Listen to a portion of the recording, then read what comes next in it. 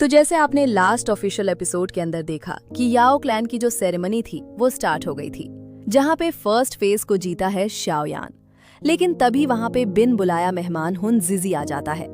जैसे ही याओ क्लैन के सभी एल्डर्स देखते हैं तो वो काफी जाब लड़क जाते हैं, मगर हुन जिजी बोलता है कि मुझे भी इस कंपटीशन के अंदर भाग लेना है और मुझे ही बनना है इस कॉन्टिनेंट का नंबर 1 एल्केमिस्ट।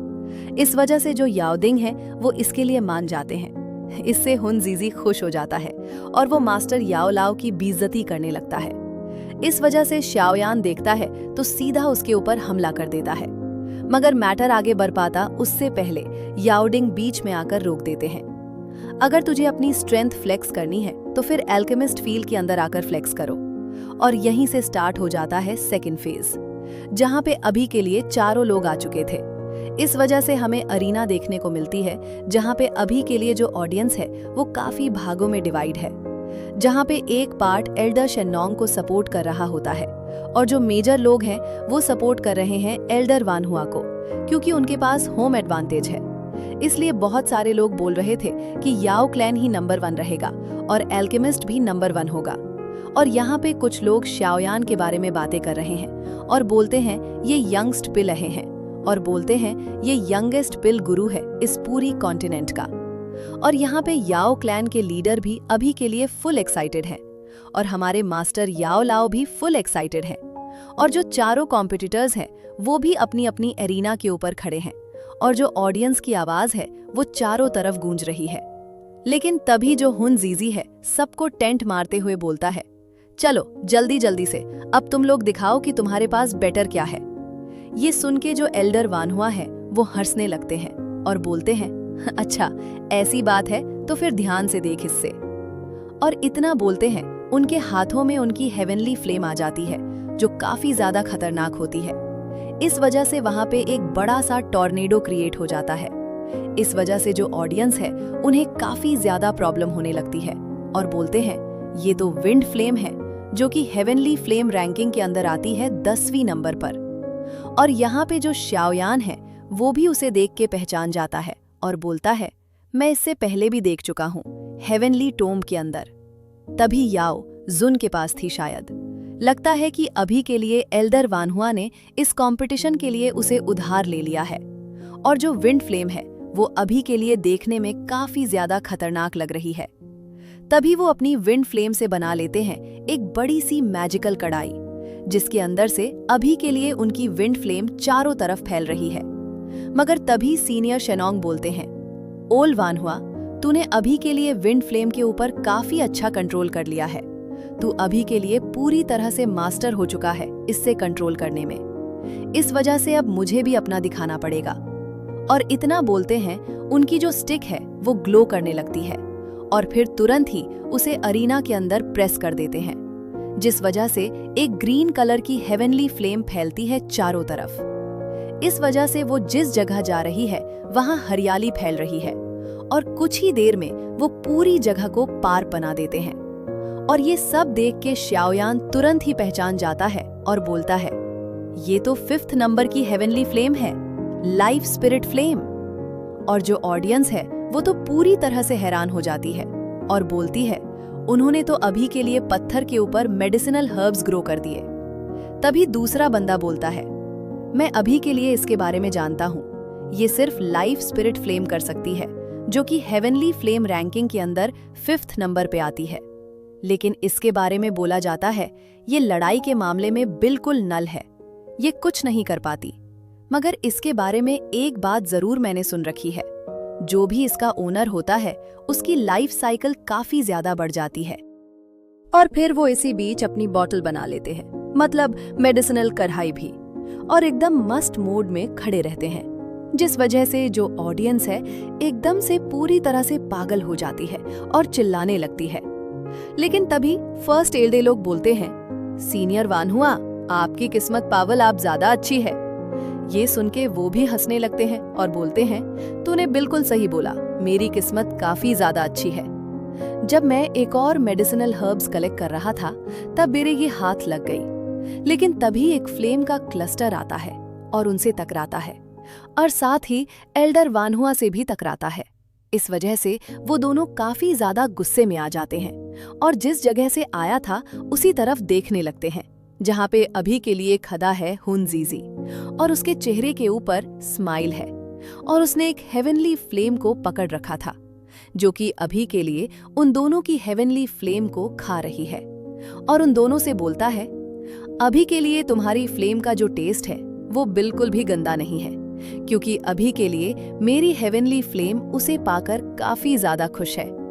और इसी बीच उनकी हेवनली फ्लेम के एक क्लस्टर को खा जाती है, मगर वहां पे जो याओडिंग है वो पहचान जाते हैं और बोलते हैं, ये तो नाइट डेवोरिंग फ्लेम है, सेकंड रैंक की हेवनली फ्लेम।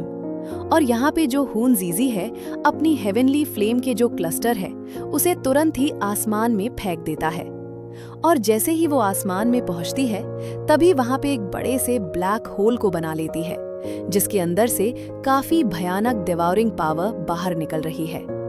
इस वजह से वहां पे जो ऑडियंस है उसकी डर के मारे जा फट जाती है। सबकी जो हालत है काफी ज्यादा खराब हो जाती है, क्योंकि वो अपनी डिवोरिंग पावर से अभी के लिए उनकी एनर्जी एब्जॉर्ब कर पा रही थी, जिस वजह से जो क्लस्टर है वो काफी ज्यादा बड़ा हो जाता है।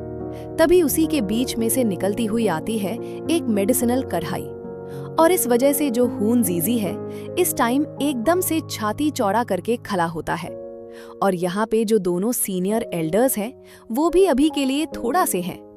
लेकिन तभी जो शाओ यान है बोलता है, जिस वजह से हुनजीजी के तोटे उठ जाते हैं और बोलता है, अभी के लिए नाइट डिवोरिंग फ्लेम का बस एक सीड है और किस बात का तेरे अंदर इतना घमंड है। ये सुन के हुनजीजी का जो ऑरा है तुरंत ही माइनस में चला जाता है। लेकिन तभी शाओ यान के साइड में खड़ी हुई सीनियर शेनोंग है, वो बोलती है, यंग फ्रेंड शाओ यांग, मैंने कुछ रूमर सुन रखे हैं कि तुम्हारे पास legendary purified demon lotus flame है। मुझे अभी के लिए नहीं पता ये सच है या झूठ। जिससे शाओ यान बिल्कुल भी डरे नहीं करता और बोलता है, बस मेरी किस्मत थोड़ी अच्छी थी। और इतना बोलते ही तुरंत अपनी प्यूरिफाइड डीमन लोटस फ्लेम को बाहर निकाल लेता है, जिसकी फ्लेम तुरंत ही लोटस के अंदर कन्वर्ट हो जाती है और साथ ही उसका जो साइज है वो भी काफी ज्यादा बड़ा हो जाता है। इस वजह से उसके अंदर से निकलती भयानक लेवल की फ्लेम, इस वजह से ऑडियंस को भी काफी ज्यादा प्रॉब्लम हो रही है।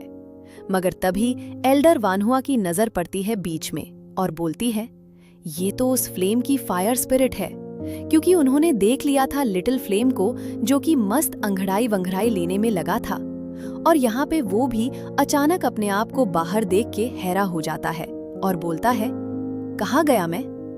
और यहाँ पे याओडिंग भी बोलता है, ये तो बहुत ही ज्यादा रेयर आइटम है। और साथ ही जो हुनजीजी है वो भी तिलमिला जाता है और बोलता है, ये हमारे हुन क्लैन की होनी चाहिए थी। मगर तभी जो शाओ यान है लिटिल फ्लेम को बोलता है, चल काम पे लग जा।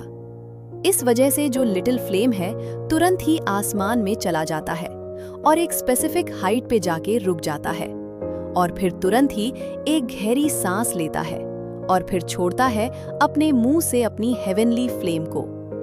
इस वजह से उसके चारों तरफ हेवनली फ्लेम का क्लस्टर बन जाता है और इसी बीच उस हेवनली फ्लेम के क्लस्टर के बीच में हमें देखने को मिलती है शाओ यान की मेडिसिनल कढ़ाई, जो कि पूरी तरह से फॉर्म होती है और शाओ यान के सामने आ जाती है। इस टाइम शाओ यान का जो ऑरा है एकदम से प्लस प्लस हो जाता है और ऑडियंस हो जाती है पूरी तरह से पागल शाओ यान के प्यार में और बोलते हैं, अभी के लिए भले ही काफी ज्यादा यंग है मगर एकदम परफेक्ट है, अल्केमिस्ट गुरु कहलाने के लायक, क्योंकि इसने अपनी हेवनली फ्लेम को 5 स्प्लिट के अंदर कन्वर्ट कर लिया है। और फिर जो हुनजीजी है समझ चुका था कि उसकी बेइज्जती हो चुकी है, इस वजह से बोलता है, फालतू का टाइम वेस्ट करने की कोई जरूरत नहीं है, चलिए स्टार्ट करते हैं इससे। और इतना बोलते वो अपनी हेवनली फ्लेम का यूज करता है और तुरंत ही आसमान में एक बड़े से क्लस्टर को बना लेता है, जो कि एक बड़े से ब्लैक होल की तरह है, जिसके अंदर से काफी सारे मेडिसिनल हर्ब्स आने लगते हैं जो सीधा जा रहे हैं उसकी मेडिसिनल कढ़ाई के अंदर। इस वजह से सीनियर शेनोंग भी पीछे नहीं रहते और वो अपनी पोटली के अंदर काफी सारे सीड्स को बाहर निकाल लेते हैं, जिन्हें वो तुरंत ही अपनी बॉटल जैसे मेडिसिनल कढ़ाई के अंदर डाल देते हैं, जो कि लाइफ स्पिरिट फ्लेम के कांटेक्ट में आते ही मेडिसिनल हर्ब्स में कन्वर्ट हो जाते हैं और फिर उसके बाद वो भी अपनी रिफाइनिंग चालू कर देते हैं। वहीं पे जो फर्स्ट एल्डर है वो भी तुरंत ही चालू हो जाते हैं और जैसे कि अभी के लिए उनके पास होम एडवांटेज है, इस वजह से तुरंत ही अपने घर के मेडिसिनल हर्ब्स का यूज करना स्टार्ट कर देते हैं। और यहाँ पे ये सब देख के स्याओ यान भी कहाँ पीछे रहने वाला है। इस वजह से तुरंत ही अपनी स्पेस रिंग के अंदर से निकाल लेता है अपने मेडिसिनल हर्ब्स को भी। और अभी के लिए उनके जो नंबर्स हैं वो बहुत ही ज्यादा है। इस वजह से जो ऑडियंस है हैरान हो जाती है और बोलती है, इतने सारे मेडिसिनल हर्ब्स जिनके नंबर्स तो अभी के लिए हजारों में होंगे।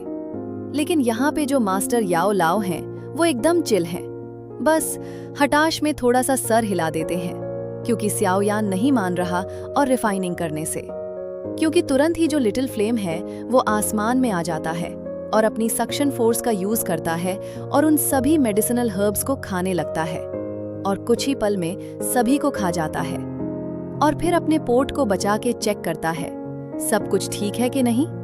और जब सब कुछ सही होता है तुरंत ही कढ़ाई के अंदर घुस जाता है और फिर ये देख के जो श्याओ यान है रिफाइनिंग स्टार्ट कर देता है अपने मेडिसिनल हर्ब्स को। ये सब देख के जो याओ जुन जी हैं वो बोलते हैं, स्याओ यान अभी के लिए यहाँ पे हजारों से भी ज्यादा मेडिसिनल हर्ब्स को रिफाइन कर रहा है और वो भी एक टाइम पर अभी के लिए कर पा रहा है। लेकिन तभी उसके साइड की कुड़ी बोलती है जिस वजह से वो फुल एक्साइटेड हो जाता है और वो कोई और नहीं वो याओ लिंग है और पूछती है कि तुम स्याओ यान से पहले ही मिल चुके हो, क्या वो पहले भी इतना एक्स्ट्रॉर्डिनरी था? मतलब वो पहले इतना स्ट्रांग नहीं था, शायद वो अभी हुआ है।